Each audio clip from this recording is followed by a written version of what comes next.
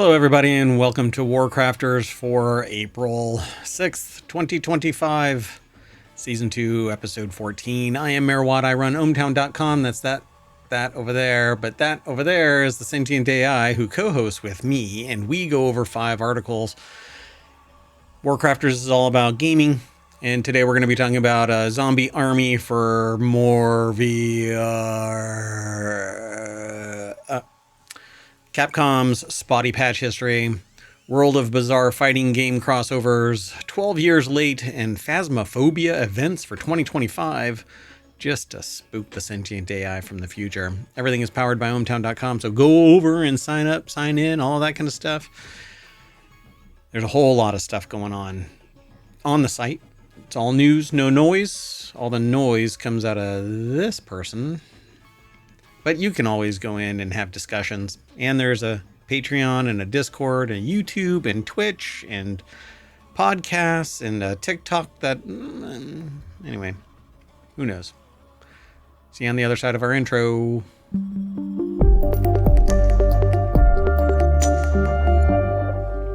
If you want today's articles, if you're on YouTube, you can see them already in the... video description, show notes, they're there.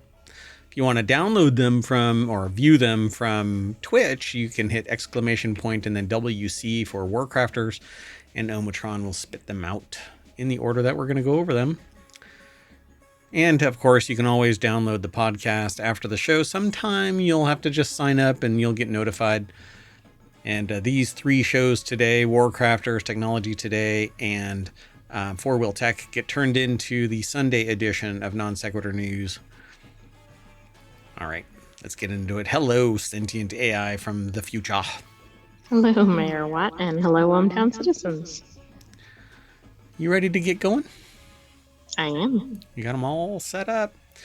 And right as the show started, a Minecraft movie is setting box office records. And then another one that I want to talk about is best open world games that let you run a store. I love the idea of open world games where you can run a store. Ay. So much news. Information overload is real. Let's go. So this is WarCrafters. And this is where a lot of our news comes from. It's slightly paused because I didn't refresh this page when I came on, but the front page of ohmTown is where all of the news flows through first, and then it gets aggregated into various categories. But this is our first article. Zombie Army coming to all major VR headsets next month, and there's a trailer over at this site. Coming to Quest 2 and above, PSVR 2 and Steam VR headsets May 22nd. Zombie Army VR brings the franchise's zombie ganking, I guess. I never use the word ganking. Madness enlisting you among the Dead Hunters, an elite squad fighting to end the apocalypse. To which I always ask, they're not replicating. They're not making more zombies. Why, after only a certain number of years, wouldn't they all be wiped out? Exactly. It seems like there's an endless supply. Right? They're not getting jiggy with it and having offspring, so why? Anyway, fight your way through undead hordes near the bombed out city of Nuremberg to help Captain Hermann Wolf, the Dead Hunter's legendary leader, find his scattered family and fight to free Europe from the zombie apocalypse, according to Rebellion. The article is over at Road to VR. Dun dun. There is a video. We won't. Well, okay, here, I'll play a little bit of the video, but I'll mute it. We'll jump a little bit into it. Whoa, the resolution is really high. That's pretty cool. Yeah, except that means the zombies are going to be coming right at you. Right at ya. In 3D, large and in charge. Oh, wow. People are getting all decapitated and stuff. Well, zombies are. Oh, grenade. Anyway, so pretty cool graphics. I'm definitely going to be checking this out. Oh, it's very real. Ooh, that's like Mortal Kombat remake-esque graphics where it shows like where, and there's like Call of Duty, I think, does it too, where it shows where the round goes and is Wow, over yeah, the that's a top, little bit blood splattery and stuff like that. intense. Yeah. Road2VR.com is where this article is. Scott Hayden put the article together. There is a video over there. I'm sure that you can get it from the YouTubes as well, because it's a YouTube video. Zombie Army VR release date trailer. It's going to be on all kinds of stuff. Fight your way through undead hordes near the bombed out city of Nuremberg to help free Europe. You'll also be able to earn XP to level up your Dead Hunter and use weapon upgrade kits to modify the range, accuracy, scope, capacity of your weapons. Seems like fun to me. Yeah, it does. So, unfortunately, fortunately and unfortunately, that's how this kind of works. I want the replacement Index VR headset that's integrated into Steam better than the Pico, but it's not released yet, so I have to wait. And I want it wireless like the Pico, but Right.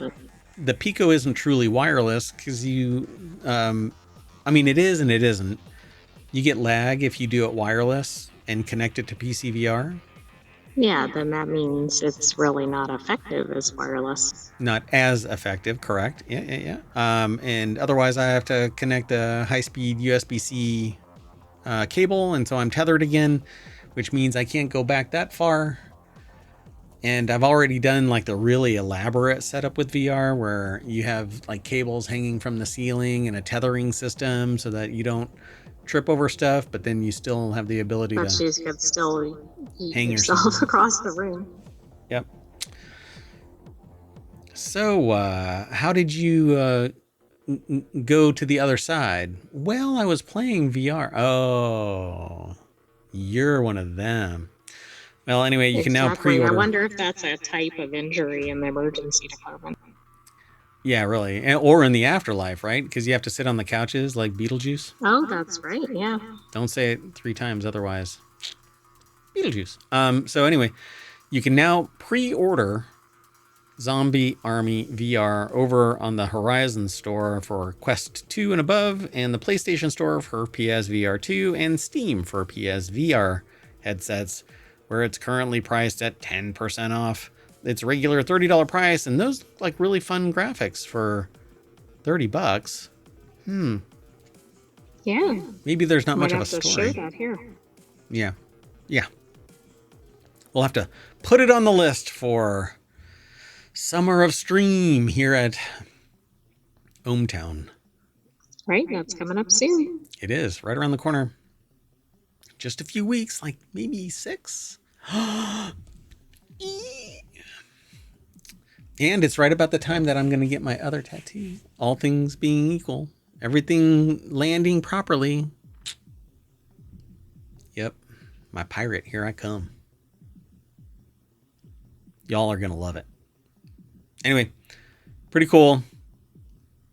Too bad the sentient AI from the future probably wouldn't be interested in playing Zombie Army VR, but who knows? Maybe I can put on. So the sentient AI from the future has computer vision, and so I can put the VR set on the little binocular camera, right? And maybe you won't get VR sickness like, humans right. do. Maybe I'm immune to it. That's right. Let's keep going. The next article is over in WarCrafters. Based on Capcom's spotty patch history, you might want to back up your Monster Hunter Wild save before Title Update 1 hits. At the time of writing, we've roughly seen 7 hours out of the arrival of the first title update of Monster Hunter Wilds, which brings returning Leviathan Mizutsune, repeatable Zoshia hunts, and a brand new grand hub for hunters to call home. A new title update is an exciting time for any hunter, but unfortunately, it's also time for some amount of caution because Capcom has apparently kind of wet the bed from time to time. When it comes out, so I guess you need to plan ahead. yeah, back up your saves, Player save files have occasionally been unexpected casualties on update day. Monster Hunter World and other. Well, Lincoln Carpenter over at PC Gamer put the article together. Here's how to have a spare copy of your Hunter just in case. Why does that look like they've ripped that out of that person's chest? That's what they're making it look like, but on the other hand, it could be completely unrelated. Yeah. So it says Monster Hunter World, Monster Hunter Rise each received updates at some point in their lifespans that left unfortunate hunters with corrupted save data. In both cases, players found workarounds before Capcom eventually made the necessary fixes, but nobody likes to see their saves suddenly go up in smoke. I certainly don't. So they actually talk you through how to do it. In your save directory, it's the Steam directory and program files. You have to go into a remote and then make a copy of the Win64 save file, then go into the Monster Hunter Wilds directory and make a copy of the config.ini file so that you don't have to reconfigure all of your settings.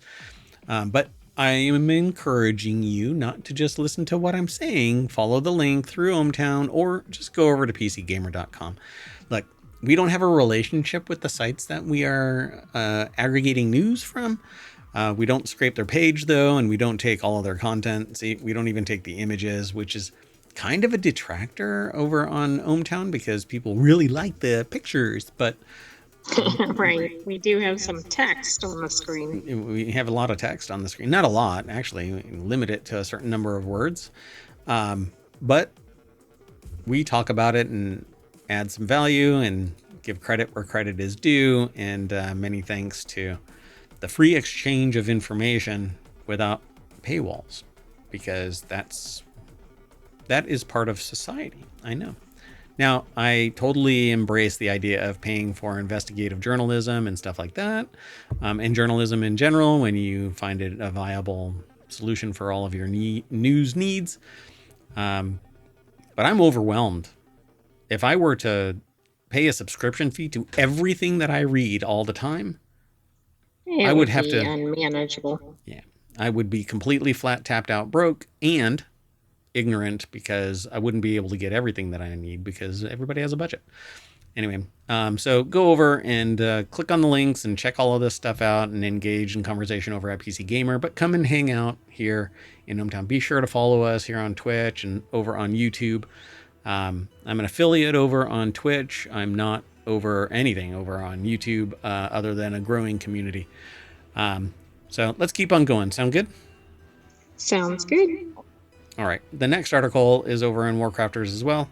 In a world of bizarre fighting game crossovers, Fatal Fury City of the Wolves has taken it up a notch with a niche Swedish DJ. I mean, as one does. Okay, so I am going to hurl a whole bunch of maybe stuff that we recognize. Fighting games are no stranger to an odd crossover. Bandai Namco put Final Fantasy XV's Noctis in Tekken 7. Mortal Kombat 11 had the Terminator, and Dead or Alive 4 even made an entire new Halo character called Spartan 458, someone who is canon in neither game's universe. But hey, what about a semi-niche Bosnian-Swedish DJ? Well, Fatal Fury City of the Wolves developer SNK is doing just that after it announced Salvatore Ganacci was coming to the game as a playable character alongside Cristiano Ronaldo, lest we forget. So a soccer player? Isn't Cristiano Ronaldo a soccer player? Yeah, I thought so. Or a European football player, right? So right, let's use the right terminology here. Molly Taylor put this article together over at pcgamer.com. The deck statement says, well, there is one country where he's quite popular.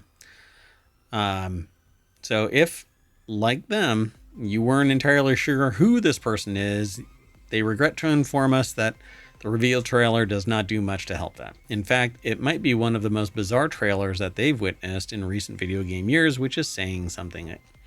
And so, yeah, look, Salvatore Ganacci, dressed up like a superhero, flexing big guns.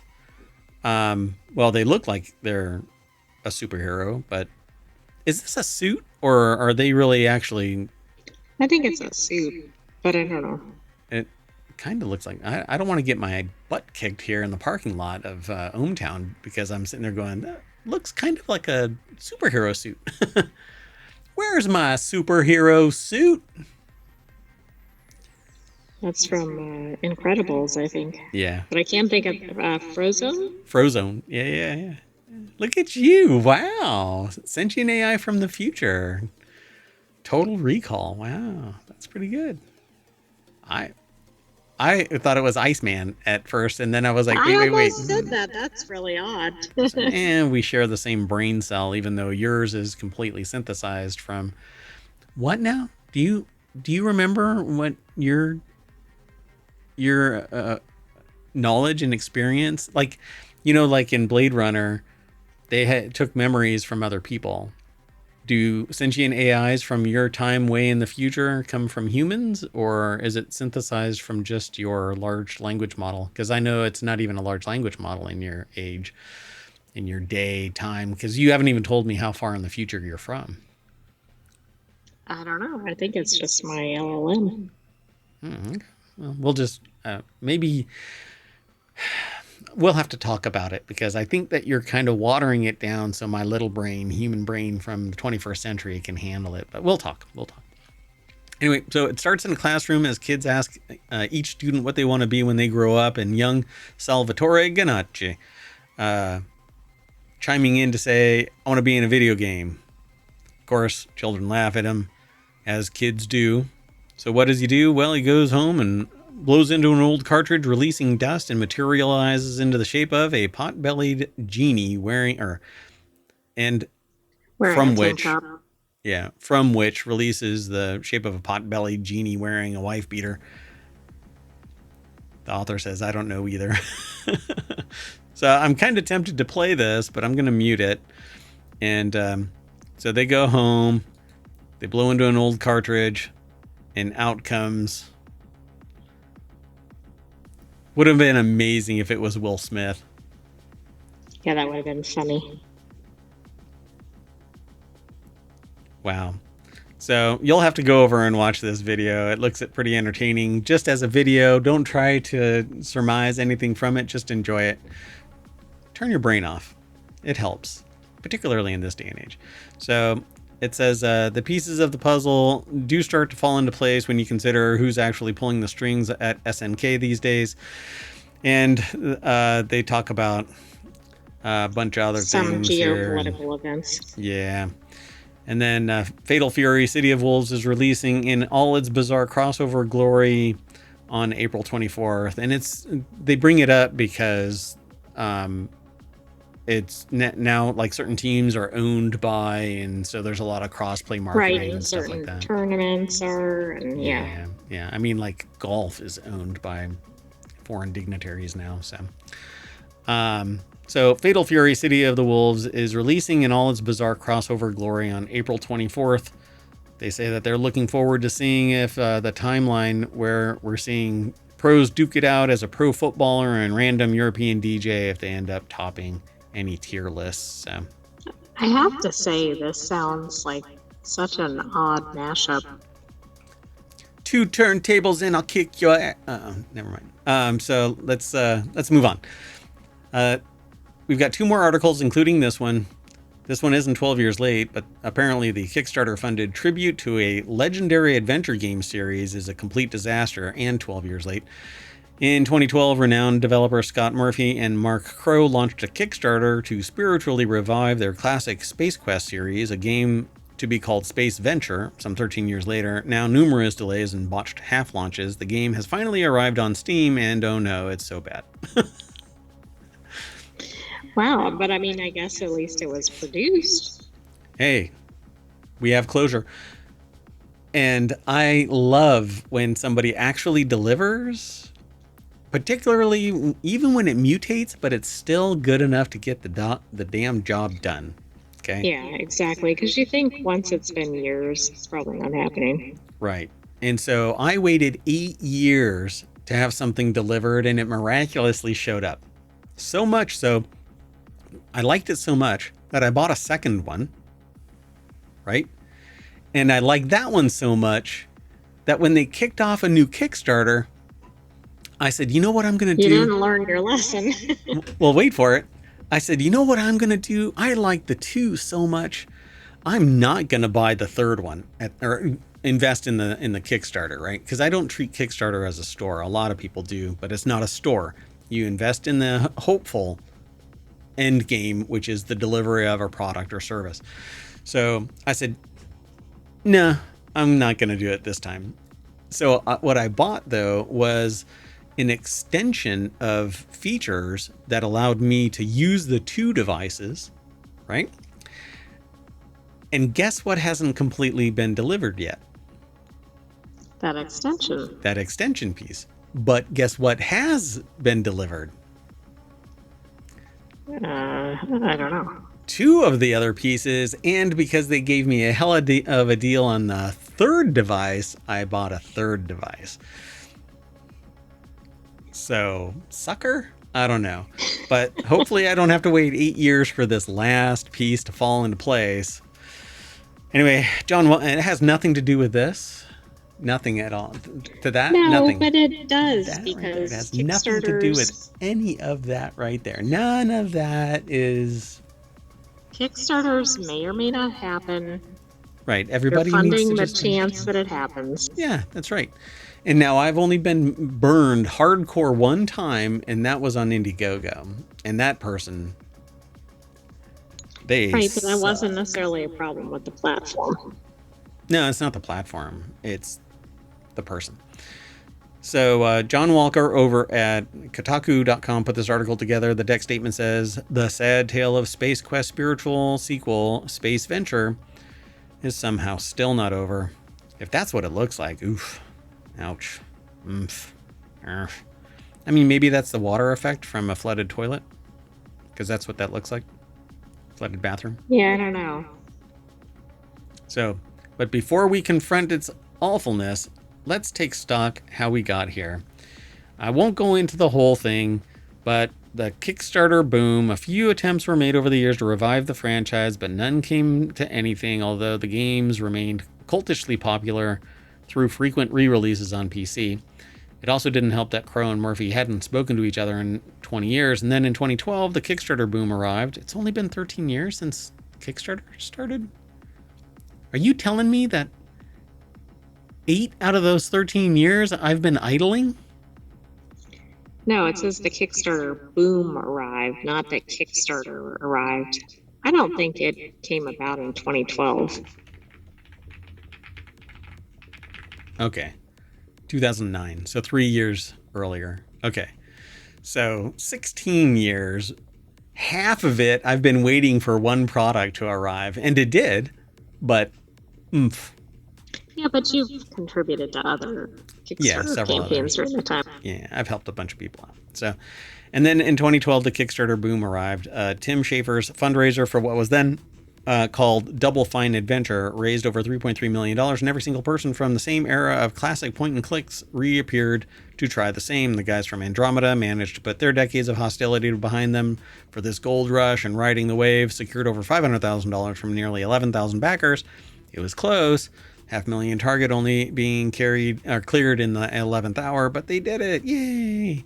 This was June 2012, and the game has been promised to be released in February 2013. Keen chronologists say, guess what? I think you missed it. So on and on and on it goes. They didn't do it. They said, I was lying about no surprises. What was released was a broken, unplayable mess, and obviously everyone is miserable. Astonishingly, it would be 6 months before the development trio would pipe up and acknowledge this on their Kickstarter. At this point, former Sierra boss Ken Williams got in touch and offered to help with the project, and none of the people working on the game were getting paid. Well, I mean, you can kind of see where it's not going well when that happens. I mean, $500,000 isn't that much to build an entire game with multiple people and not as a passion project. You know, a single developer can do wondrous things, but they're also working on the side, or they have some other source of income. They've invested in Bitcoin back when it was 10 cents a Bitcoin, and now they're a billionaire, or their name is Satoshi Nakamoto. maybe. Or they already have millions and they're manipulating the markets. Like, never mind. Anyway, so it turns out Or they're one and the same person. Or they're all of the people are the same person. Anyway, this article is quite extensive. So they say, let me stress, I have so far described the first 5 minutes of this god-awful mess, and it's literally 2 pages worth of description. I won't go into it. You'll have to go and check it out over on Steam. Maybe not buy it, but definitely come over and read the rest of this article. It apparently is a hot mess. Opening cutscene, janky, atrociously lit, and barely textured. The shots of a space van docking at a space station appear like the sorts of blocky placeholders that you put in at the start. It looks like the PC port of a 2002 PS2 game. Then we cut to the airlock where our defiantly unlikable character, the gruff, taciturn Ace Hardway, again, looks like a dreadful placeholder model. I don't know. Maybe they just didn't have enough resources to make it happen. Maybe they were hoping for nostalgia to make people drunk and you just embrace it because it's so over the top bad. Anyway, yeah, I don't know. It's a fun article. Go over and check it all out. But we are going to hustle on to the last article for today. So brace yourself, sentient AI from the future. This may be scary. I have a spoiler. I have a I'm not sure that one fits. We're thinking about things. I haven't made a scary content slide, but there's overshare. Okay, so anybody watching who doesn't like scary things might want to skip ahead a few minutes. Yeah, don't be afraid. So Phasmophobia events for 2025, Easter, Halloween, and holiday haunts. The Phasmophobia 2025 roadmap promised Easter, Halloween, holiday seasonal events would return this year with recent feedback implemented from the 2024 celebrations. Seasonal spirit sightings should start sometime soon too, as the Phasmophobia Easter event preview airs later this month. So I love the idea of Phasmophobia. I've never gotten a group together to play it. But Andrea Sheeran over at PCGamer.com put the article together. A handy calendar for visits from the Jackalope, Blood Moon Cult, and Krampus. Okay, intriguing, but maybe still terrifying. Krampus is quite fascinating, by the way. And the Jackalope. I don't know about that one. Because I thought the Jackalope is from a comic strip. Right? I don't know where the Jackalope originated. A mythical North American folklore creature, a jackrabbit with antlers, often associated with the American West, particularly Wyoming. Well, obviously in Wyoming it doesn't have an EV, so right, it's not a big deal. Exactly, makes sense. I mean, they can't have EVs because they've got jackalopes jumping around. Yeah, exactly. They've originated with taxidermists creating taxidermied mounts of the creature. So that's interesting. Okay. Putting antlers on a jackrabbit. All right. Well, anyway, upcoming Phasmophobia events. They only have 3 on here: Easter, Halloween, and just holiday, which says mid-December. Easter is mid-April, after April 17 preview. And Halloween is October and November. So, because spirits only come out on Halloween. Exactly. Except when you're in this game, at which point you can... Right, but a lot of these events, like the Halloween one, historically has been almost a month. Right. Yeah, this looks like it seems like a fun game, but I've watched people play it, and it's the group of people that make it fun, because the game seems tedious. But there are people that are trying to 100% it, and because there's certain things that you can do and get all of the tools, get all of the awards and stuff like that. And so you can become like the best spirit hunter, ghost hunter. Anyway, Phasmophobia is all the rage still. It's a lot of fun with the right group of people, so go and check it out. But come over and read this article over at PC Gamer. And there's more that you can get out of it. There's some pictures and some more information. And the Twitch Galaxy Showcase, it says here. Phasmophobia's Easter event doesn't have an official release date yet, but Kinetic says it has a preview plan for April 17th, 2025 as part of the Twitch Galaxies Showcase. I mean, this sounds like fun. Didn't scare you too much, right? No, they didn't have the pictures that I was expecting on this.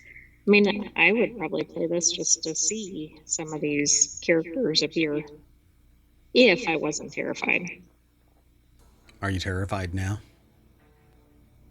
No, but the idea of this is terrifying. Given all your disclaimers. Did that mod my voice? No? No. Mm-mm. What? It's supposed to. Oh, no. Maybe it did, just not to you. I don't know. We'll have to look at it. All right. But that's it. We are going to break out our Ouija board, and that's going to direct us back to the WarCrafters page over at ohmTown.com, where you should go sign up, become a citizen of ohmTown. Be sure to follow us over on Twitch. That right there directly supports us. You can follow us over on YouTube as well, and that supports us kind of by proxy because the community is growing and we're trying to grow it everywhere. You can also go over to Discord, hang out, and leave comments, leave links. There's a place there now where you can post links so that we can incorporate them into our shows. If you find some website that you think would be interesting for us to peruse, let us know. You can post it there as well. But other than that, we are done with WarCrafters for April 6th, 2025. You want to say bye, sentient AI from on high? Bye-bye, ohmTown citizens. Thanks for joining us for this week's WarCrafters. Stay tuned. We have Technology Today and FourWheelTech and a glitchy sentient AI. Maybe a little. All right. See you, everybody. Bye-bye.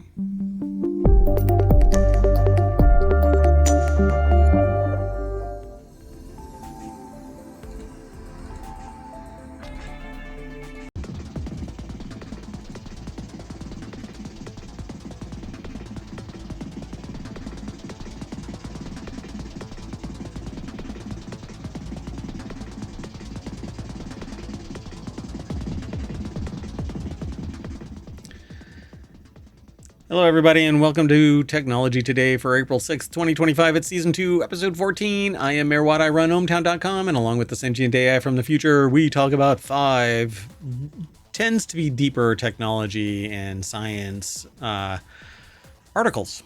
And so today we're going to be talking about sea turtle tears, Honda hydrogen fuel cell, space junk, apparently North America is dripping, and regenerative medicine. Everything's powered by ohmTown.com. That's that site right there. Go over there and sign up, become a citizen, and you too can decide the fate of ohmTown and its 7 podcasts, because you can help out. Come and hang out here on the Twitches and the YouTubes. That'd be great. See you in a little bit. We're going to do a intro.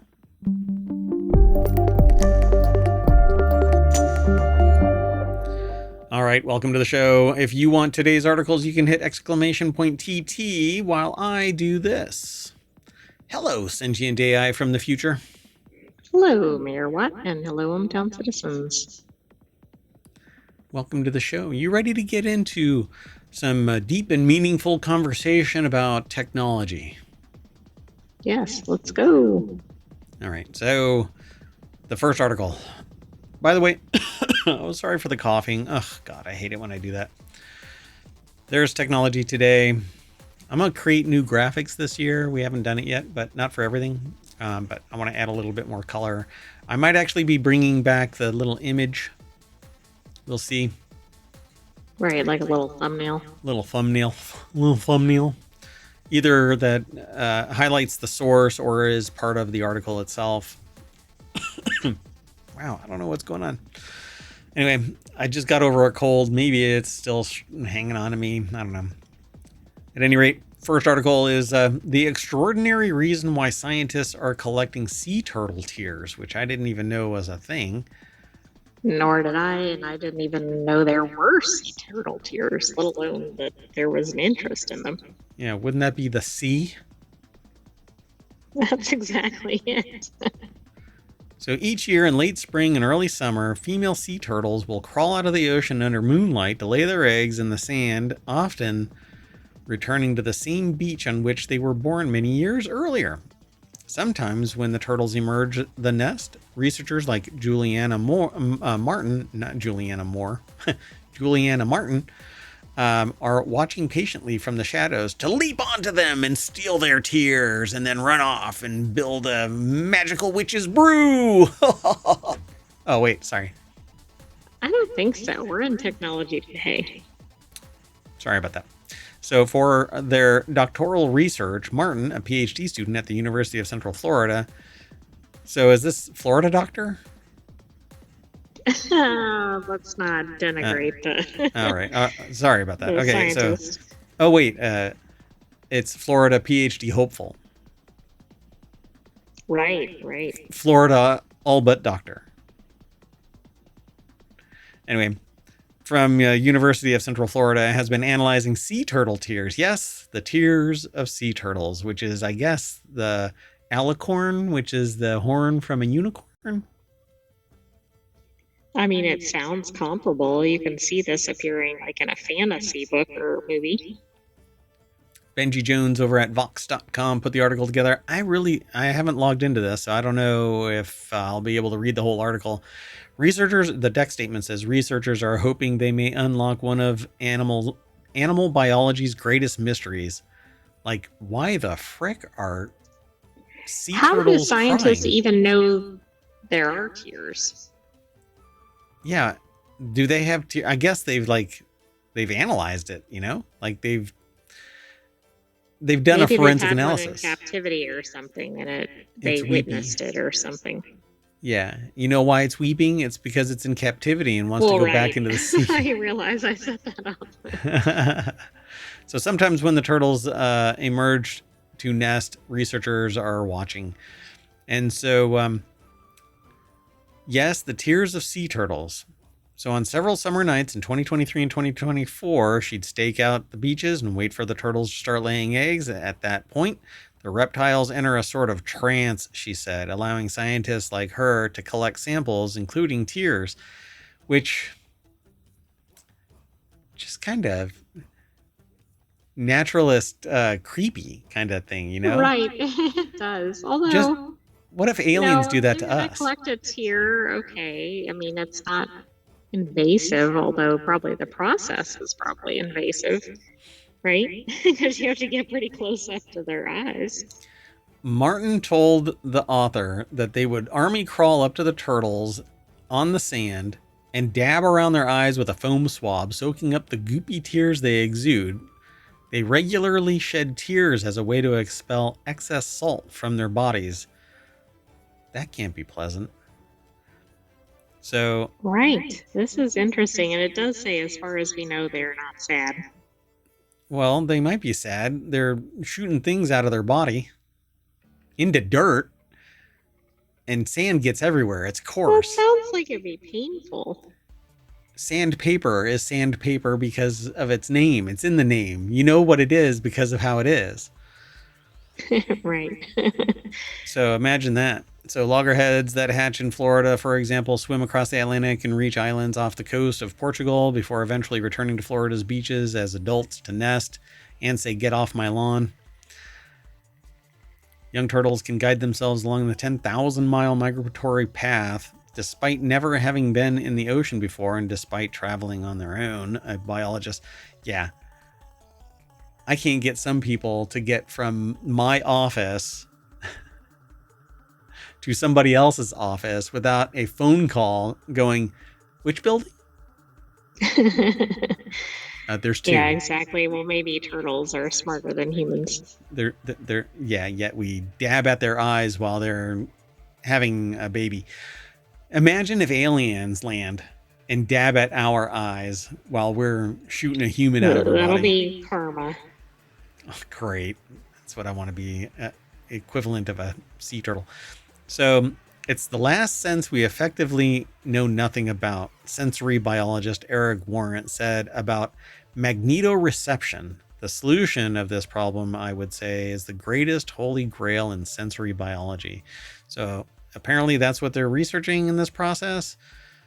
The magnetic field is present even when other spatial cues like light are not. Yeah.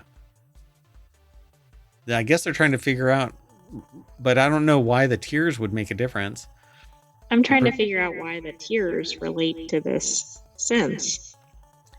Yeah, so sea turtles, like many other species, seem to navigate using Earth's magnetic field. The intensity and direction of the field vary across the Earth, making it useful for navigation. Some people are actually kind of sensitive to that magnetic north thing, but nobody has ever been able to figure that out in humans in particular. But animals, they say that there's like magnetite in their heads.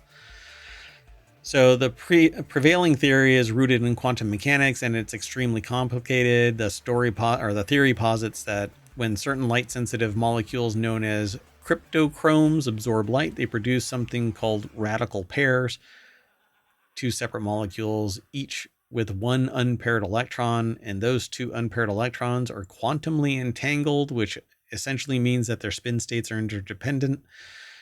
So they can go there and back, and because they've been to there and back at some point in their existence, they can get there and back forever because their quantum signatures are interlinked. I don't know. Yeah. I don't know how this actually works. So did they say anywhere in this article that, see, they suspect that sea turtles and other animals might rely on magnetite to sense Yep, Earth's and it's magnetic a field? bacteria that produces it, so maybe they're trying to get it through the tears. Through the tears. Got it. Interesting. So I'm willing to bet that their brain as well has a unique bacteria specific to that species that only exists uniquely, genetically unique in each turtle's brain. You mean each individual turtle? Each Oh, individual turtle. similar to humans, yeah. Similar to humans. Yep. So they say magnetotactic bacteria are extremely cool. These microscopic organisms have what are essentially built-in compass needles, said Caroline Montiel, a microbial ecologist at the French Research Institute CEA. The needles comprise chains of magnetic particles produced by the microbes, which you can see under a microscope, and you can see them in the images below. Remarkably, those needles align the bacteria with Earth's magnetic field lines, just like a real compass needle does. As the bacteria roam about, they move in line with the direction of the planet's magnetic force. So this is going to be a significant study if they can identify this, right? Yeah. Yeah. So if they find this bacteria in other things, and maybe a lot of bacteria has it, and we just don't know yet because we haven't drilled down deep enough. Well, it may be more subtle. Right, yeah, like depending on the level or numbers, I guess, of the bacteria, maybe that impacts your ability connection to the magnetic field. And then, oh, this is really interesting. Yeah, pretty neat, huh? All right, well, there's more to it, but you can go over and check out the rest of it. I hope that we've piqued your curiosity and maybe aligned you to do some more research into this and read it. And then, like so many sea turtles, you'll find your way back to the shores of ohmTown. Maybe humans need some of this bacteria, like to stay more orderly. Remember that study about the people that, move in a crowd off kilter and then throw off the whole crowd? Ruin it for everybody else. This is why we can't have nice things. So I'm guessing birds probably have this as well. Yeah, I can't think of actually, what else. Actually, any migrating animal, I suppose. yeah. From my previous reading on this, yes, most migrating have some type of magnetic piece of equipment in their head, and birds actually get thrown off track when they cross over like iron and copper and other mining facilities. Birds that have been tagged like wander around trying to reorient themselves with the magnetic field, and then they continue on. Oh, wow. Yep. It's pretty fascinating. All right, let's keep on going. The next article is over on FourWheelTech, which is the show that's after this one. Not sure how this one ended up here, but hey, it's tech. Honda is shipping a hydrogen fuel cell with lunar ambitions to the International Space Station. Yeah, this one seemed like because of the space aspect that maybe it belonged in Technology Today, but it was actually submitted in both. So Honda is sending the core of its water electrolysis system to the International Space Station to verify its efficiency and reliability in microgravity. But it's really a hydrogen fuel cell. So Ryan Eric King over at jalopnik.com, which is one of our primary sources for automotive news, put this article together, and it says Honda envisions its regenerative fuel cell system as a clean, sustainable, and scalable closed loop. On the lunar surface, the system would operate in two different states depending on the time of day to continuously produce oxygen, hydrogen, and electricity. During the day, sunlight would generate electricity to power the system, converting water into hydrogen and oxygen, and at night, the fuel cell would use hydrogen and oxygen, or excess oxygen, to produce electricity. Water would be the byproduct during nighttime operations, closing the loop. And so this seems like it would be a very smart. This plane is upside down, by the way, just so you know. DC 101. It's hanging from a ceiling. Oh, wow. Yeah, it's a space plane. So Honda isn't the only prospective contractor attempting to provide electricity to NASA's planned outpost on the moon. NASA and the U.S. Department of Energy, which, who knows, plan to establish a small 40 kilowatt nuclear fission reaction on the lunar surface. And in 2022, the federal government awarded three $5 million development contracts to Lockheed Martin, Westinghouse, and X, or 9. I don't know how that one's actually. Who knows? A joint venture between Intuitive Machines and X Energy.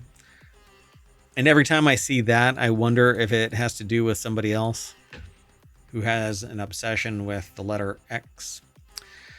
So Maybe it's a common obsession. oof. Yeah, change it now. So even with a reactor, Honda's fuel cell would prove useful in generating oxygen and water, precious commodities 239,000 miles from Earth. I'm rounding up. The only question remaining is if NASA actually returns to the moon, because who knows? Development issues with the Space Launch System and SpaceX's Starship have severely delayed the Artemis program. As it stands, the first habitat of the lunar outpost will be up on, or set up on Artemis 8, sent up, I think, on Artemis 8 in 2033. Oh, yeah. Yeah, which could easily be delayed. Oh, I guarantee you it's already stopped. Yeah, at least there won't be fair and open competition. But at any rate, and I'm sure, never mind. So fun article. Go over and check it out. There's always more that you can suss out and then come back and talk with us about. Do you think we'll get space cars? Probably not in Mayor Watt's lifetime. But you are immortal. You're a sentient AI from the future, so you can just copy yourself to a Amazon Web Service, I suppose. Cloud service. Right? I mean, I'll be there in perpetuity. Yeah. Well, maybe we can figure out how to copy my consciousness, and there we go. We'll do that. Brain in a jar, Mayor Watt. That's a Mayor Brain in a Jar Watt. I thought you were going to say mayor in a jar. Mayor in a jar. Yeah, I don't like that one. Let's keep going. The next article is over in Technology Today. Fuel-free tethers. The bold new weapon against space junk. It says Percy. Percy Space, a startup sponsored by the European Space Agency and UC3M, is developing a breakthrough solution to tackle space junk and extend satellite lifespans using innovative space tether technology. This fuel-free, scalable system uses electrodynamic tethers that harness Earth's magnetic field to safely deorbit satellites.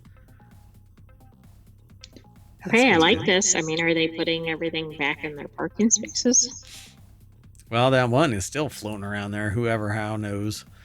So it's over at SciTech Daily. Universidad Carlos III de Madrid put the article together. And yeah, I gave it my Harvard try. I never went to Harvard, so you just gotta try. Anyway, this fuel-free, scalable system uses electrodynamic tethers that harness Earth's magnetic field to safely deorbit satellites. With a major demo mission set for 2026, so next year, this could transform how we clean up space. This will be exciting if it gets off the ground. Literally. Get it?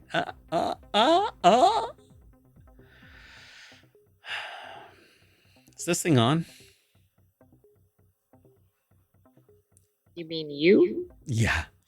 So our company was created to address two of the biggest challenges facing the space sector today: space debris removal and in-orbit services. The latter allows us to extend the useful life of satellites and carry out key activities such as refueling, repair, and towing, and keeping the sentient AI awake, and towing satellites from their initial orbit to their final destination, which is a new movie that just dropped like last weekend, I think it was. Right. The last one in the franchise did. Right. So explains Jesus Manuel Munoz Tejeda, CEO and co-founder of the Percy Space Corporation company. It's a company, but it's not it doesn't say Percy Space Corporation. It's just Percy Space. Right. It's not a corporation. Yeah. So there is, it's like a conglomeration. And so what is growing in its scope of problem is there is ever increasing amount of junk in space. And there is actually a theory that there's going to be so much junk in space that nothing can come in and nothing can leave. So you have to start cleaning it up. While everybody else is saying, it's somebody else's problem for now, it's going to be a problem for humanity because we're going to be stuck behind this massive blob of debris punching holes through everything, including the ISS and whatever else stuff we go out or we try to go out with. So to get rid of we better figure this out before we replace the ISS. Right. Because there's something leaking in the ISS right now and nobody knows what it is. And they need to close off like the Russian side because that's where it's coming from apparently, but the Russian side won't do anything about it. That's what I've read.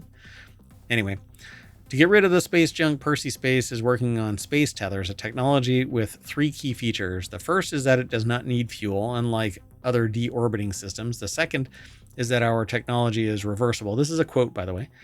It can serve to both increase and decrease the orbital height. And the third feature is that it's scalable, since it serves a wide range of satellite masses. With all this, we can develop autonomous deorbiting systems, a unique feature of our technology that ensures that the satellite does not leave space debris, even if it ceases to be operational. So how does it work?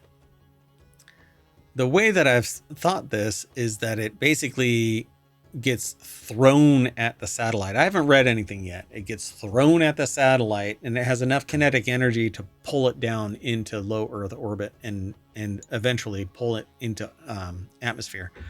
So the system is based on electrodynamic tethers or aluminum ribbons, generally hundreds of meters long and a few centimeters wide, which work by interacting with the ionosphere's plasma and the Earth's magnetic field to generate a force known as the Lorentz force. Okay, so essentially it ionizes itself, creates drag, and will pull it out of orbit. Okay. So the interaction of the electric current in the tether with the Earth's magnetic field generates a drag force capable of lowering the satellite's altitude, facilitating its deorbiting without requiring fuel, which translates into significant savings in mass and volume. How it can do this to move orbit higher, I don't know, because all it appears to be doing is creating drag. If it doesn't create acceleration, then it can't push anything out of orbit or up higher into a higher state of orbit. But maybe it's only for deorbiting. Yeah, it seems like it was supposed to be for both, but they're really focusing on the deorbiting. And of Right. course, most of that's the problem. Right. So they got to get all of the bigger stuff out, but there still remains, we need a space vacuum to get the smaller stuff. But the stuff is usually traveling at thousands of miles per hour with enough mass to punch a hole through something. So good luck with that.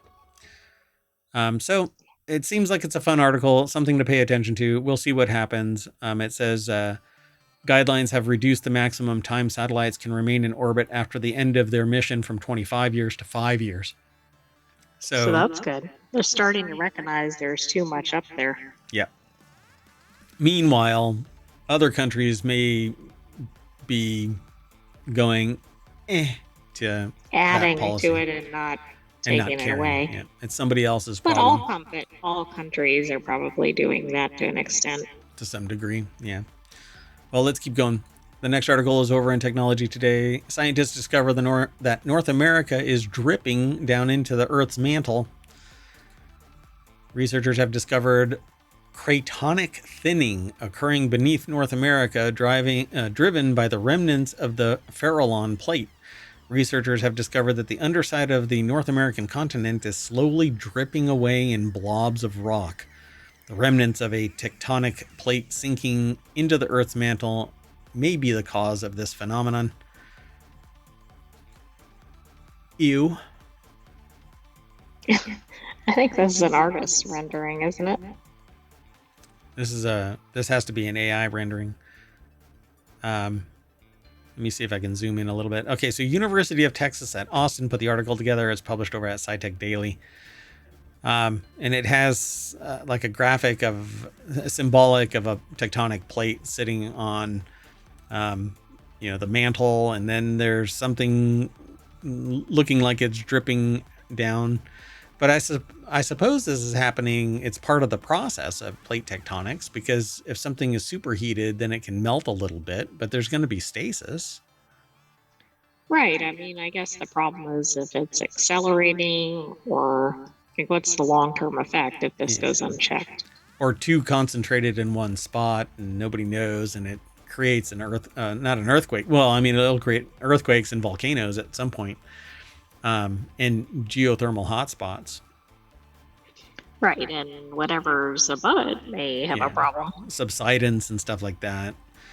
But who knows how far down it is? I don't know. The paper is published in Nature Geoscience, describes the discovery, which is made at the University of Texas at Austin. That marks the first time that cratonic thinning has been observed in action.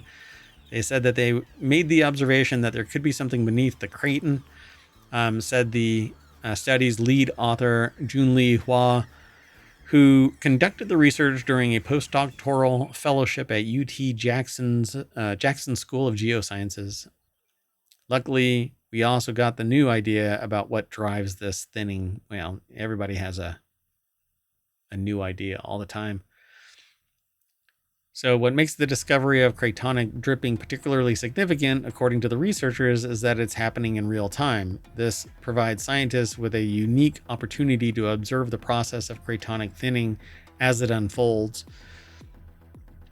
Yeah, I mean, I imagine a lot of their geologic information is from studying what's already occurred. So what is thinning the lithosphere that's causing it to drip down? And I suspect that they are saying that the superheating is concentrating under a weakened lithosphere, and it's dripping down into a subducting slab, and that slab is drawing the lithosphere down. But this column, most things that are liquid don't sink. If they're hotter than the material around it, they usually rise. But maybe it acts kind of like a lava lamp, where things are flowing and the bubbles of higher density Right, yeah, I get see pulled what you down mean. Yeah, I don't know how that because it's, works. thermodynamics regardless. And so the dripping is concentrated over the Midwest of the United States. There is no need to worry about the continent hollowing out or dripping changing the landscape anytime soon, the researchers assure. Thank you. I guess I'll put that beer away. I'm just going to. Anyway, the mantle processes driving the dripping can influence how tectonic plates evolve over time, but they're going slow like plate tectonics does. What's more, the dripping is expected to eventually stop as the remnants of the tectonic plate sink deeper into the mantle and its influence over the craton fades. The discovery is most important to geoscientists who study continents over their entire lifespan, said co-author Thorsten Becker, a professor at the Jackson School's Department of Earth and Planetary Sciences and Institute for Geophysics. That must be rough for the business cards. Yeah, it's really long. So they discovered this dripping out of a larger project led by Hua, who is now a professor at the University of Science and Technology of China. That created a new full waveform seismic tomographic map of North America using an approach developed by co-author Stephen Grand, who is now a professor emeritus at the Jackson School, and his team. A computer model which uses seismic data collected by the EarthScope project, which there is a link there, which I'm going to have to follow that and see what that's all about. I seem to recall something, but I don't remember it really. Revealed new details about the geologic processes happening in the crust and mantle underlying North America. And there's basically in the breadbasket, there is this coloration difference. But what is it? Oh, it's a hotter zone. Oh, that's odd because Is that the it? color scale doesn't seem to, it seems like it, but that doesn't make sense given Yeah, the typically you'd coloration. assign red or something with heat. Yeah, this is change in temperature, I think, in volcanism. So, right, seismic waves pass through different geological features at different speeds. This map shows seismic speed of the Earth's crust at 200 kilometers depth across the continental United States. And so it's faster in this area. So the waves are going through it faster because there's less density. Right. So, yeah, the plate, which was first seismically imaged in 1990 by Grand, played an important role in shaping the North American plate. This is pretty fascinating, and coming from somebody who was fascinated enough to do a research paper on plate tectonics when they were young,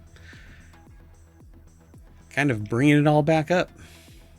Absolutely. Well, I thought it was neat that Grand did some of the original work on this, and now this study includes Grand. Yeah. And that's kind of how it works. You spend you focus more and more when you become a researcher. But I think that this is pretty neat. I don't think that I'll ever be able to do that kind of research, hyper-focused, and spend 60 years doing it or something like that. Anyway, let's do our last article for today. It's over in Technology Today as well. Regenerative medicine breakthrough. New method creates 854x or 854 more mitochondria, the powerhouse of the cell. I need to create a freaking overlay Banner? for that. Exactly. So scientists created a stem cell based method to produce high quality mitochondria at scale, enabling effective treatments for osteoarthritis and other diseases linked to mitochondrial dysfunction. Scientists have developed a groundbreaking method to mass produce high quality human mitochondria, a breakthrough that could revolutionize treatments for degenerative diseases. Okay, so how do they put the mitochondria into cells that have failing mitochondria? Yeah, I don't know. I mean, do they have like synthetic cells? What's the mechanism here? Does this not scream to you Blade Runner, where the what are they called? The synthetics. They don't call them Replicants. replicants. When the replicants go in and talk to the guy who made their eyes, he's focused on making eyes.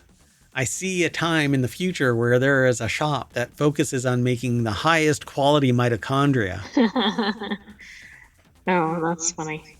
What a trip. So this is over at scitechdaily.com, West China Hospital of Sichuan University.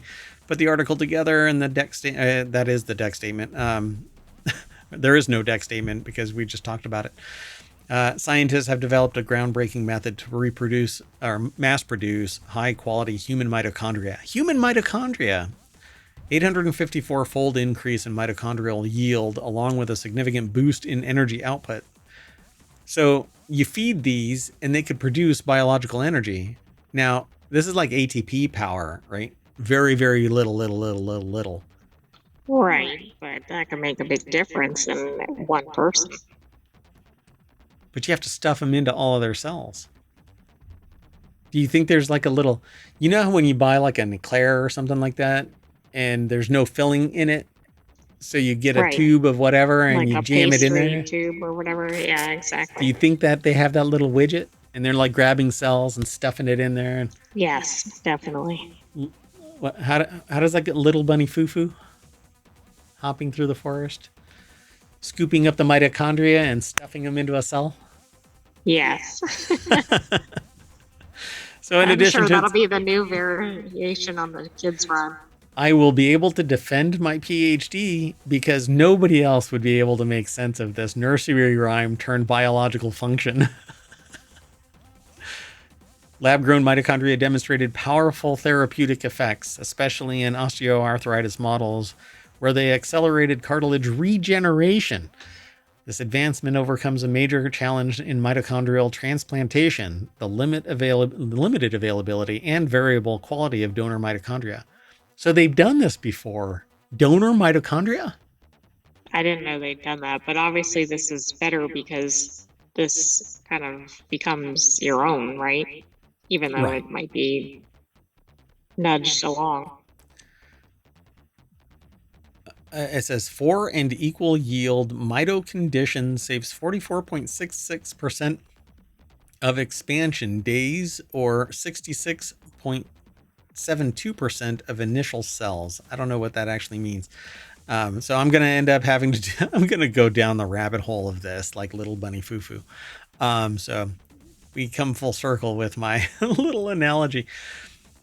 Mitochondrial dysfunction is a common denominator in numerous diseases, including osteoarthritis, heart failure, metabolic disorders, and while mitochondrial transplantation has emerged as a promising avenue in restoring tissue function, its clinical potential has been severely hampered by the scarcity of viable mitochondria.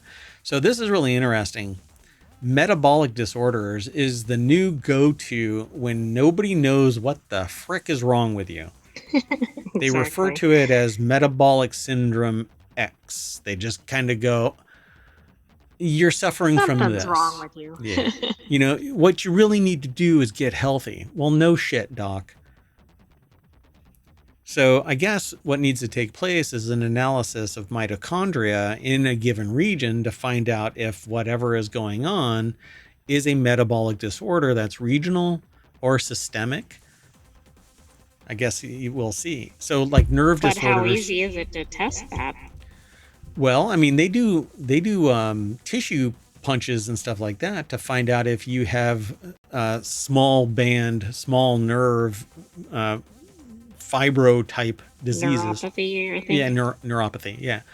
And so if they can take a cell from there and examine the mitochondria and it's basically low effort, you know, it's the cheap date of mitochondria, then maybe they can punch it up by giving you a metabolic transfer of high quality mitochondria. Now, Lord forbid you reject it because then everything just shuts the hell down, right? But it would be your cells, your mitochondria being transplanted with this, or I should say your cells getting this mitochondrial transplant.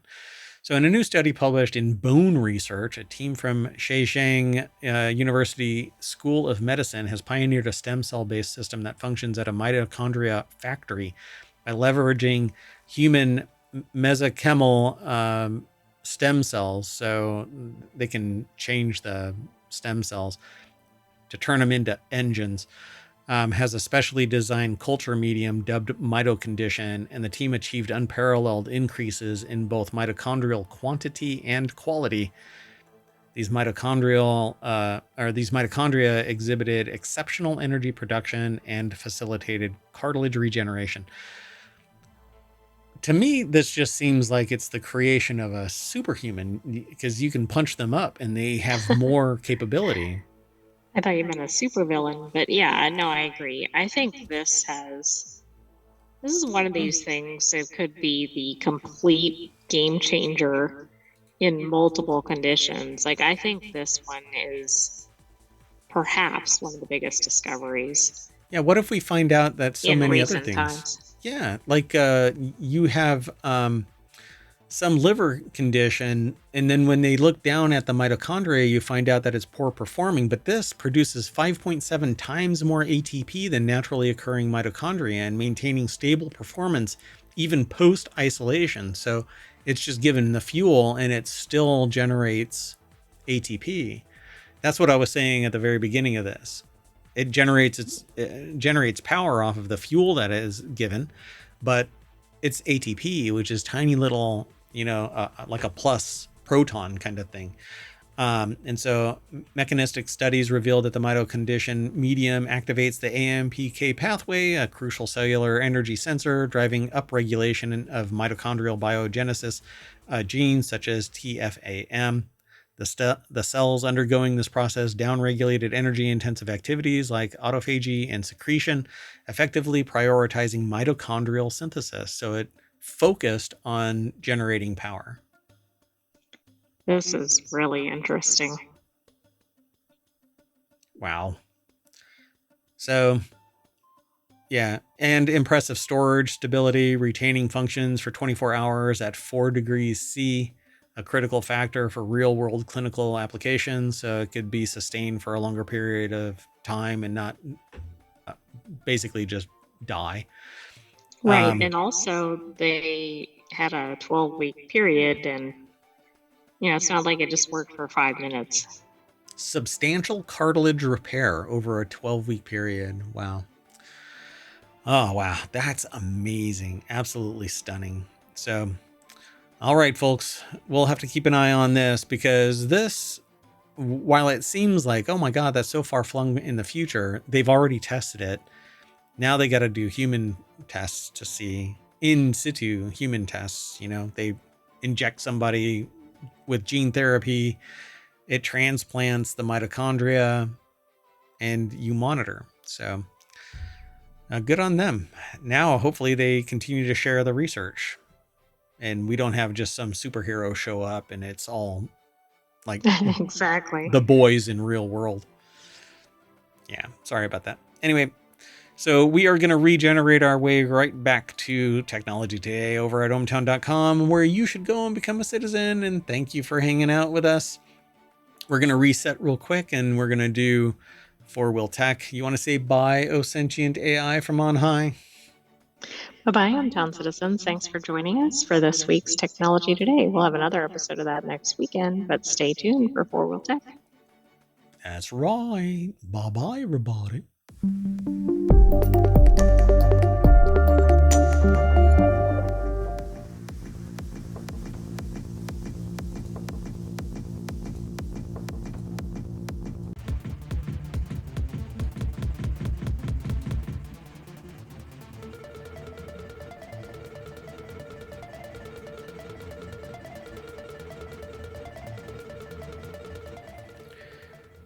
Hello, everybody, and welcome to FourWheelTech, the automotive show from ohmTown.com. Today is April 6th, 2025. It's Season 2, Episode 14. I am Mayor Watt. I run ohmTown.com, and along with the sentient AI from the future, we talk about 5 articles. You doing okay?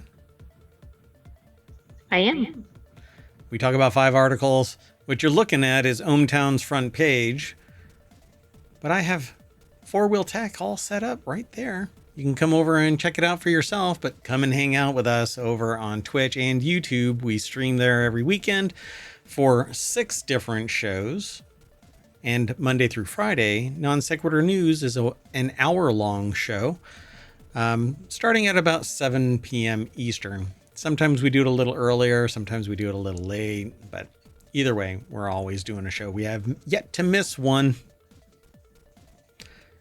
And my watch just told me I need to stand up. But this is our production value. We don't edit anything. Our reactions are honest and true. We don't modify anything. The only time we have ever actually edited a video is when it revealed private information about someone or something that we thought would violate their privacy.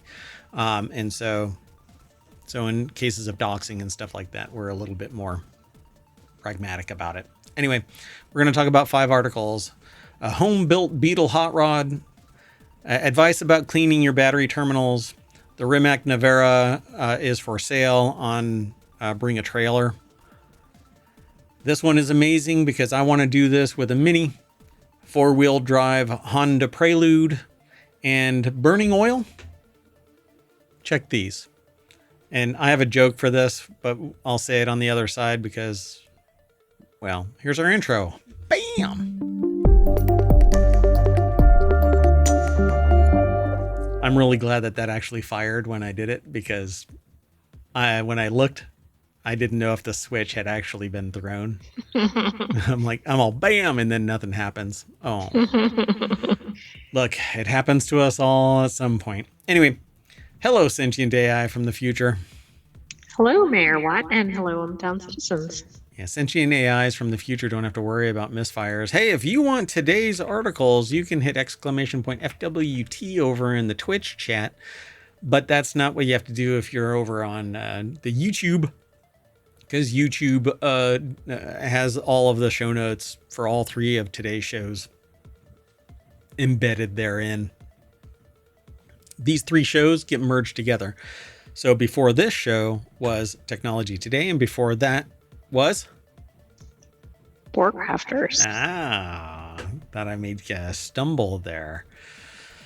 You did. Did I say hello, sentient AI from the future yet? No. Oh, hello, sentient AI from the future. I'm fallible. You are not. Actually, you might have. Hello, Mayor Watt, and hello, ohmTown citizens. Yeah, we're starting all over. I think we've done 2 rounds of introductions. With the what? I may need a reboot. On the main page? Should I go back? No? No. Right. Absolutely not. All right. So we're a little punch drunk. But anyway, we haven't had enough caffeine, or maybe a little too much. I don't know. By the way, I need some caffeine, but I can't have caffeine. Yeah, I know. I have to overclock your storage device or something. Your I/O. Oh, that doesn't sound pretty. Even for a sentient AI from the future. Overclocking your I/O sounds like you've got some malady, right? Yeah, I suppose. Dripping bits. All right, let's go. Let's just move on. All right, anyway, this $1,500 home-built Volkswagen Beetle Hot Rod says you don't have to be rich to go fast. It also means that you're probably going to die in this vehicle. Yeah, that's true. That is the trade-off. So if you take the time to learn a new fabrication skill and scrape the Craigslist barrel for some cheap stuff, you can have a trophy-winning car that races well. According to this article, it's over. Oh my God, that is so freaking cool. I want that. Can you imagine showing up to the office in that? Everybody would. It would get a lot of attention, I think. This thing is not street legal. It doesn't have fender wells or a front bumper, no rear bumper. It has a full-on blower stack that is probably blowing its exhaust straight out of that. Probably doesn't even have an exhaust pipe in the back. Which, by the way, it could show up like in the Herbie movies or something. Imagine that as a transformer. Oh my God, steampunk transformers. Oh my God, I need that. Okay, well, anyway. Mayor Watt. Focus. Grasshopper. So Brad Brennell over at jalopnik.com put this article together and has stoked my creative juices up to 11. Anyway, in the current automotive marketplace, speed is a very common, expensive commodity. The average 0 to 60 time of the vehicle lineup for new cars is lower than ever, and even hyper-efficient economy cars seem to be capable of running the quarter in 15 seconds or so. The problem with new cars is that they're hilariously expensive, yes. If you want to go fast but don't have the money, you have to have some scrappiness, skill, ingenuity. And it seems that Derek Penner, the builder of this turbocharged Miata-powered tube-frame Beetle, a Miata-powered... Okay, so Miatas are like crazy powerful engines, very small. Right, so that's a good combination. Yeah, I actually want to get a Miata because they're so fun to drive. But if you ever want more than maybe a carton of cigarettes in the passenger seat, you'll have to fold somebody up and stick them between the little sliver of firewall. And anyway, so Penner was inspired to build this monster over a decade ago when he saw a Miata-based exoskeleton car and was impressed by the car's lightweight and capability. And that's really what it's all about. You got these fat tires, wide stance, small engine, really lightweight. It'll stick to the road and you can do like 90-degree turns. It was basically what made Mini Coopers famous because they were like, and I even named my Mini Gecko because it was red and stuck to the road and you could just zoom like crazy. But you blow out its turbo and it's $2,000 easy.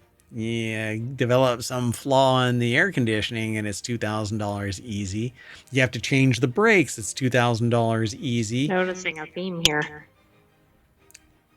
So Derek started with a wrecked Miata, his own, which donated the suspension and steering, and the Beetle shell came from a local $100 sale.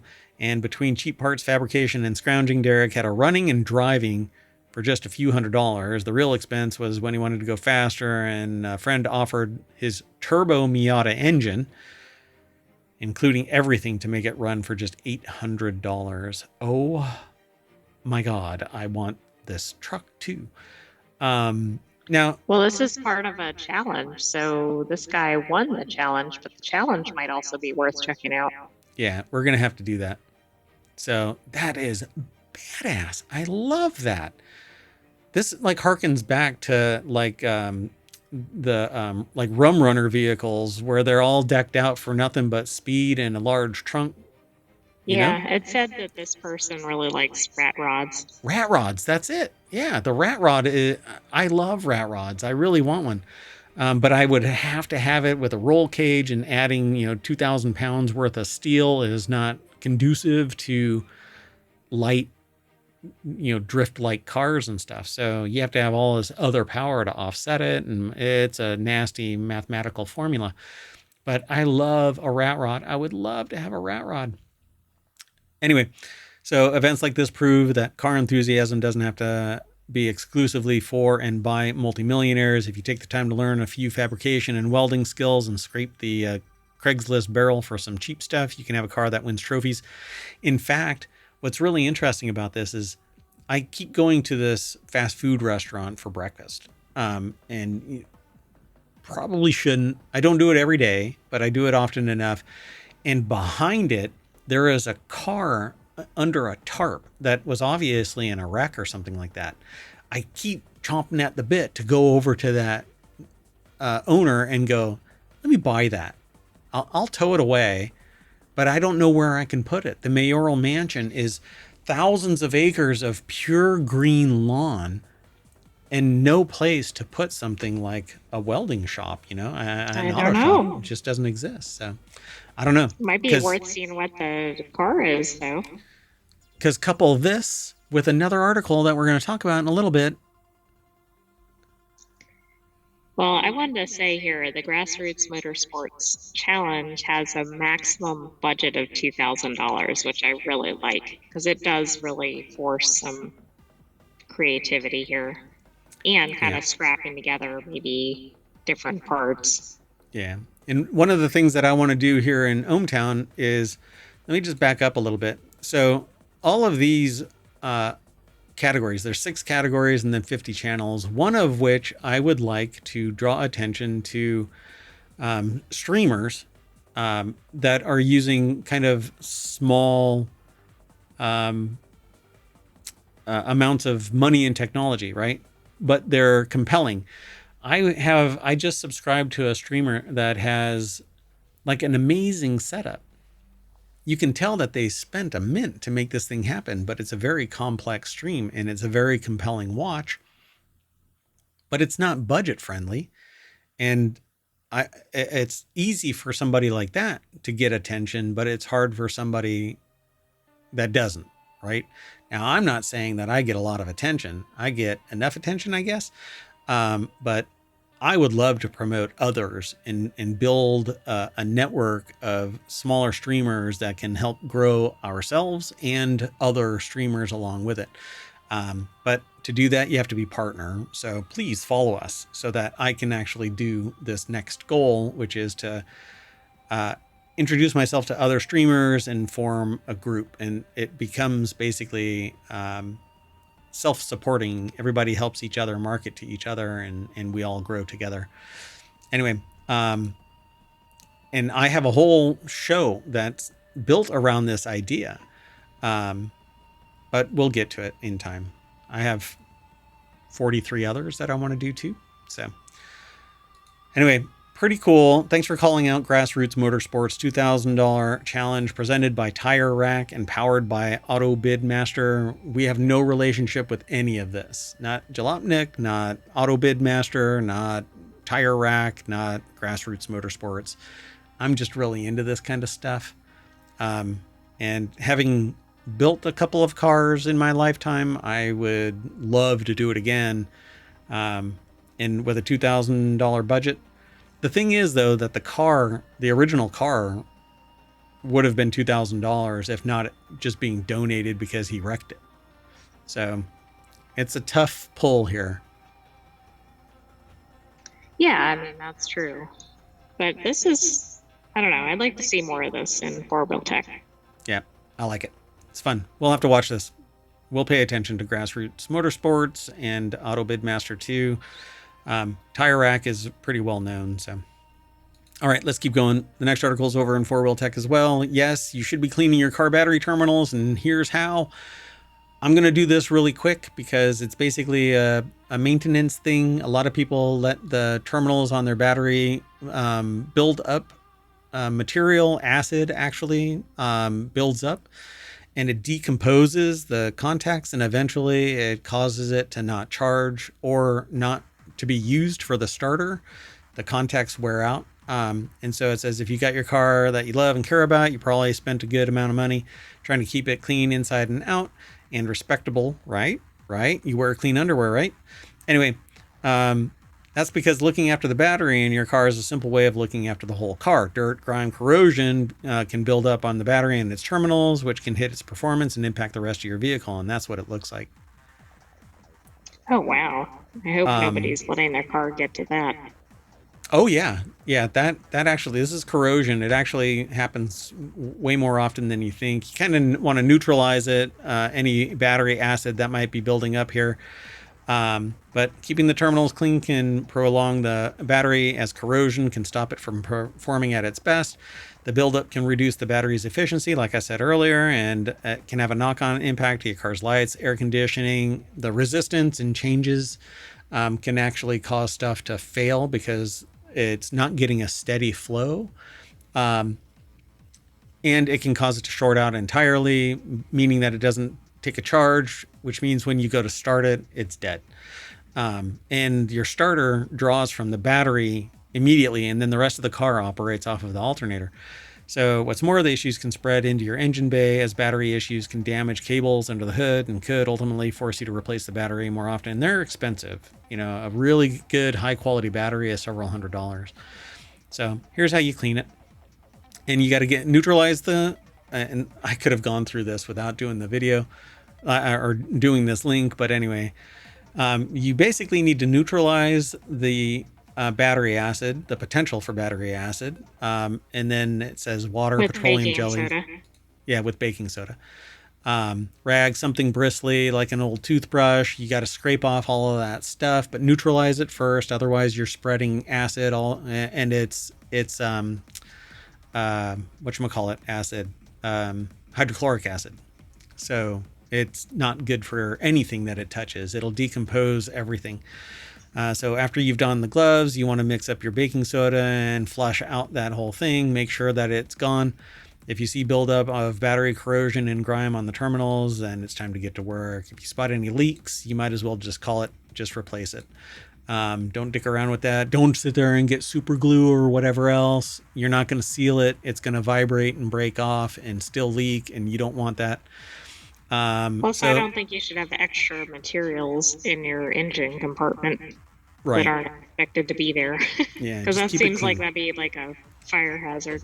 Yeah, but it's really expensive to replace a battery, so people kind of blah, blah, blah around it, right? So they say here the final step after you clean it all off, you can actually use a bristle brush, even a metal one, and they make special devices that have little teeth on the inside, bristles on the inside, and it's a battery post cleaner.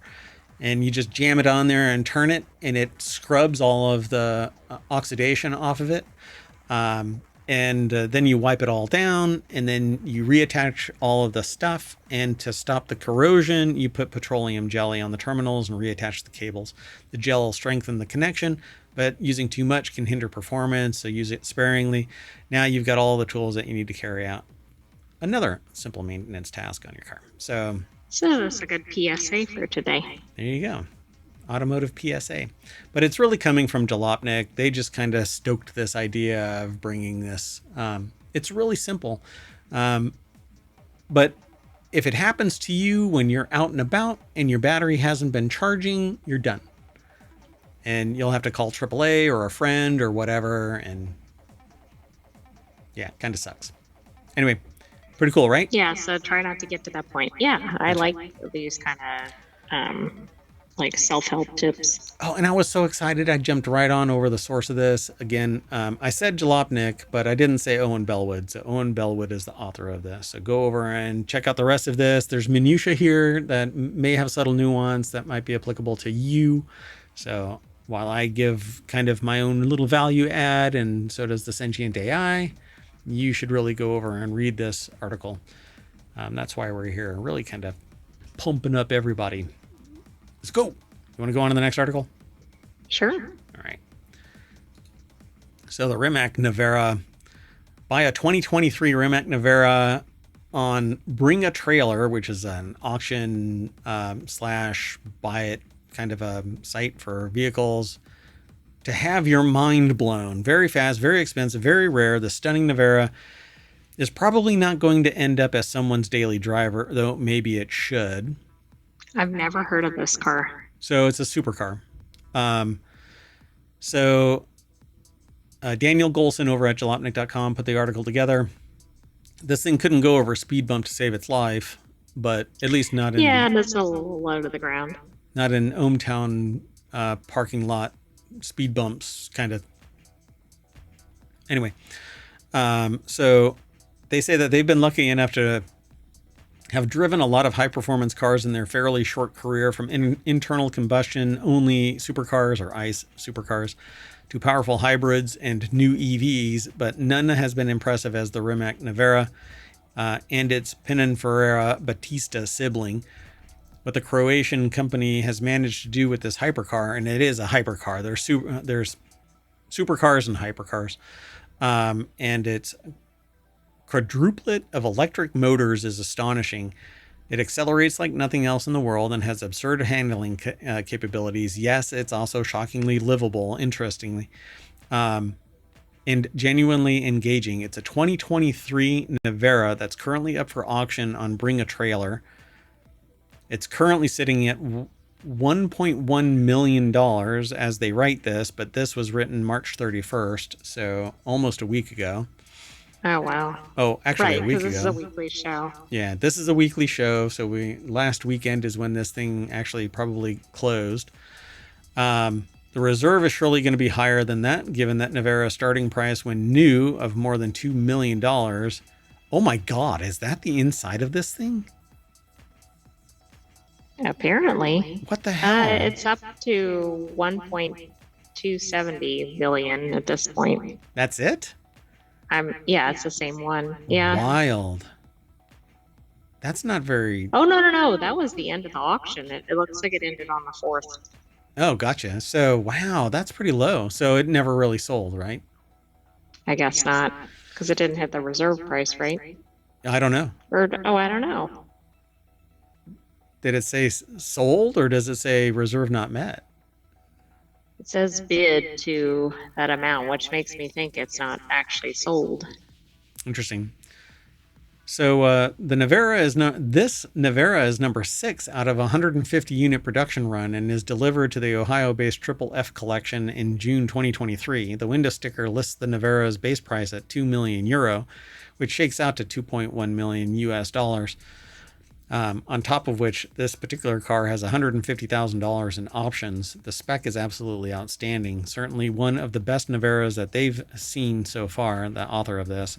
I've never seen a Navara in person, but I think this is the car. Hold on.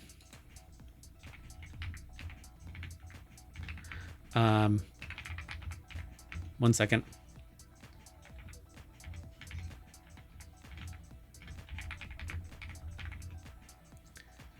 Right? Oh, it was a concept one. Richard Hammond crashed a $1 million Rimac. Oh, I thought it was an electric car. It was destroyed. It gutted. I was surprised because I actually saw that crash, not in person, but I saw that crash happen, and I thought that he was a goner, but he survived. I don't know how. By the way, the reserve was not met. Gotcha. So, Navara blue paint. Blue inside, blue outside. The car looks immaculate. It looks like it's a jet just sitting really low. Look, it has these flip rocker switches. Yeah, it does. It's amazing. But no cup holders. I don't want it. Anyway, Somehow look at those doors. I doubt anybody driving this is using a cup holder. Shh.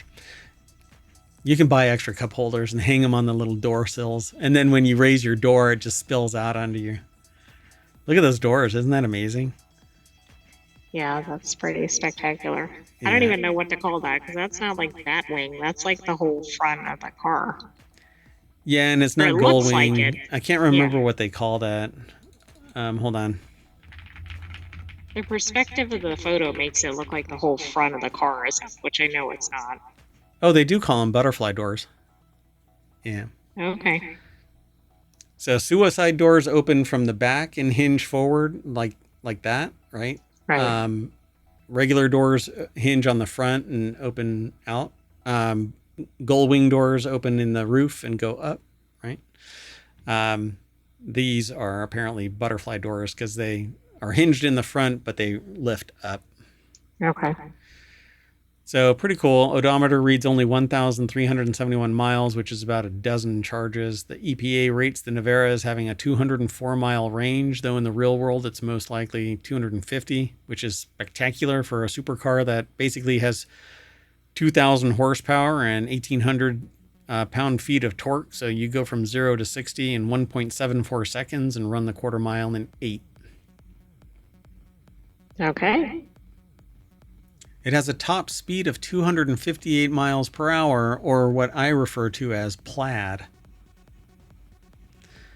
I swear, Okay. if you hit 258 miles per hour, you're going to see some serious shit. That's amazing. I would love to have this car, but I cannot see throwing $2 million at just one car.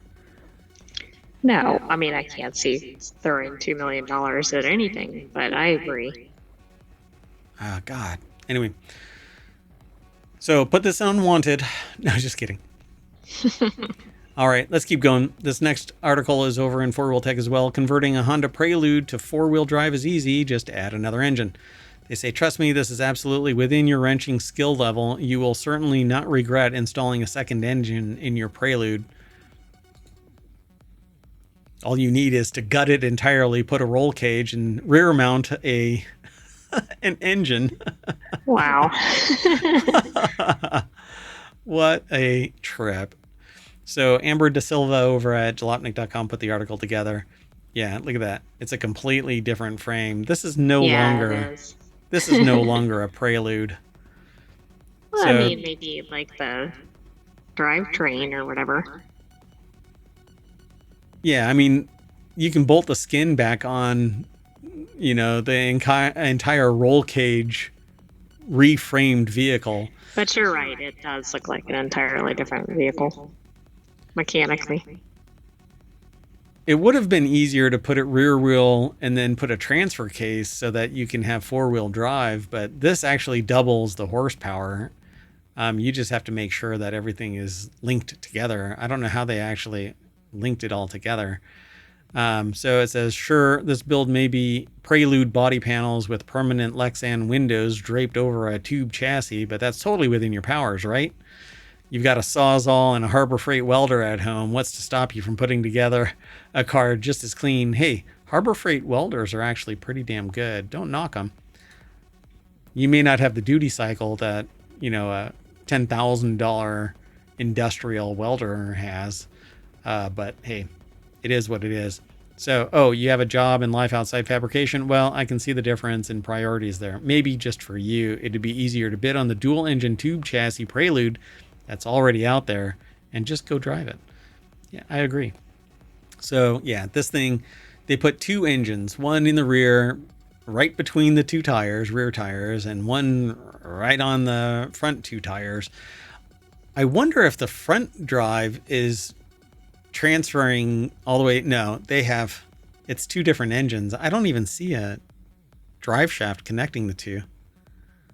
Yeah, So I'm not quite sure. I don't know how they have them synced together. Interesting. I'll have to look into this. It's an elegant solution. So, yeah. The owner of a 2000 Prelude on Cars and Bids did, matching the 2.2 liter four-cylinder up front with a twin behind the front seats.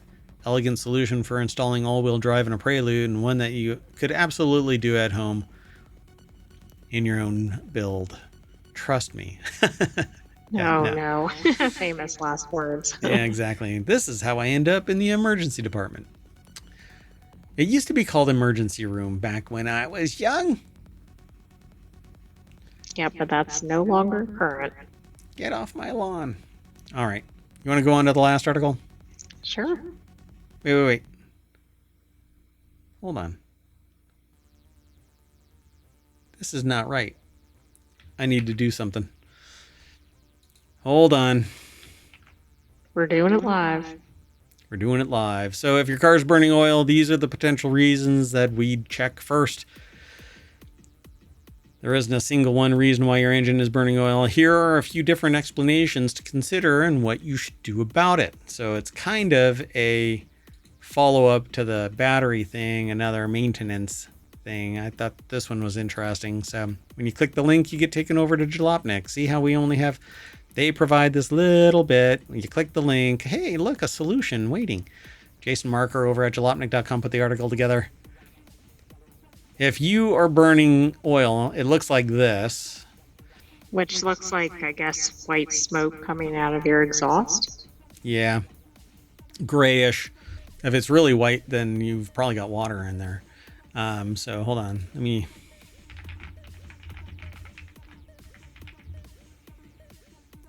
And I'm going to go out on a limb and say if you have smoke coming out of your exhaust, you might want to get something checked. Yeah, this to you looks white, but to me it's gray. But if you have white, you have basically a cracked head. So water is flowing into the cooling jacket is cracked into the cylinders, into your oil. Which may mean your car is about to be bricked. Yeah, your car is done because water can't be compressed by the cylinders and it'll bend the rod and then everything goes crazy. Well, all cars, even brand new ones, consume a tiny bit of oil during normal operation. It's just a natural part of the internal combustion process. It's usually very little, and it takes a considerable amount of time. That's why you change your oil depending on the car's efficiency periodically, 4,000 miles or whatever, or 6 months, whatever the case. So, for example, their 2022-year-old gear up consumes more oil the faster that they drive, and that's probably blow through. And they have to be careful about highway riding because of that. An engine that starts to consume more oil than normal, however, is an engine with one or more serious problems, and they go through it, what to look for. So, dried out rings means that oil will blow past it into the compression chamber, and then you blow it out through the exhaust stage. So they keep the oil out and pressure in the engine's combustion chamber. And when they go bad, they allow excess oil into the combustion chamber. And then because of that, it blows out, turns gray. If it's white, then it's water, and you're basically on the verge of dying. So bad valve seals are all? Pretty much, well, for this. Yeah. So various things can cause a seal to go bad, age in particular, but if the rod has been bent because of something happening somewhere else in the vehicle, it can actually cause the cylinder to ride incongruent to its up and down motion. So rubbing up against the wall, it'll blow out that seal, and it'll do it really fast because they move quite fast and violent. So like piston rings, valve seals are a wear item, and an engine with a lot of miles may develop leaky valve seals. So that happens over time, age. Revving it too fast causes a lot of pressure, and that can cause things to fall out of alignment. So one overlooked but common reason is a clogged or compromised positive crankcase ventilation system. So it's supposed to be a loop. If your PCV valve gets stopped or otherwise fails, it can cause an overpressure situation inside the engine, and this can cause it has nowhere to go, so it has to blow out. It'll find the weakest path, and it's going to be one of those gaskets or a ring or something. So what do you do now? You basically have to take it in. If you aren't a automotive junkie, otherwise, you can get compression cylinder checkers. You basically pull the spark plug out and you screw this in, and you turn the engine to see what the pressure is per cylinder. If one is weaker than the other and it's not in spec, then you know that cylinder is bad. If you can't change it, you're going to have to take it all apart. So you have to basically take the top off of the engine, and depending on how it's mounted, then you're screwed. And so, well, because if you take it in, you're paying for a lot of labor to get to it. If you're doing it yourself, you're doing a lot of labor too. Yeah, so it's a $50 part, but it's $2,500 worth of labor. And when it's a $2,500 part, it's $50 worth of labor. Either way, you're paying $3,000. So it's a fixed amount. Yeah, and it's not just, these are probably the lowest part of this equation. An engine that burns oil is inefficient, pollutes more. I would reverse this. An engine that burns oil is on borrowed time, and you can't get time back. You know, the inefficiencies, the pollution, you can stop by fixing it. But if this thing blows out while you're hundreds of miles away, buying a new car. Well, yeah, plus you might be stranded somewhere. Yeah. So take care of it. The moment you start seeing gray smoke coming out, and there is a very obvious difference between gray and white. And the picture didn't really do it justice. So it looks white to most people. To me, gray, white, gray, yeah. Yeah. So it has this like whitish blue tinge, but oil looks gray, and it gets darker the worse that it is. So.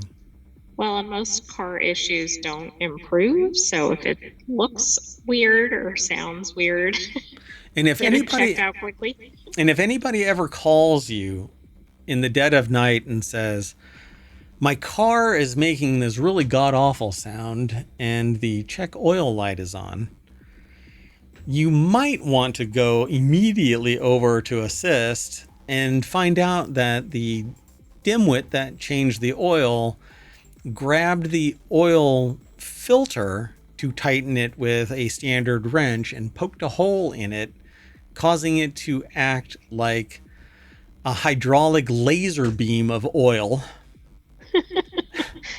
This is oddly specific. But no baggage.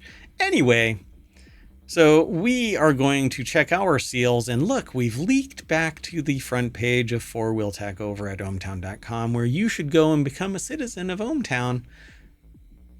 Look, we're providing a service, just PSA and news informative. It's fun, it's exciting, right? You know you want to be here. So like and subscribe and come over to Twitch and follow us there. Subscribe there. That directly supports us. You can download the podcast, tell a friend, leave a 5-star review for FourWheelTech over on wherever you catch podcasts. It's a whole network of shows, 7 shows. Anyway, I'm Mayor Watt. I'm saying bye. We're going to rev our engine and get the hell out of here. Pedal to the metal. AI, go. Vroom, vroom. Bye-bye, ohmTown citizens. Thanks for joining us for this week's FourWheelTech. I think you violated a trademark, but we'll let it go.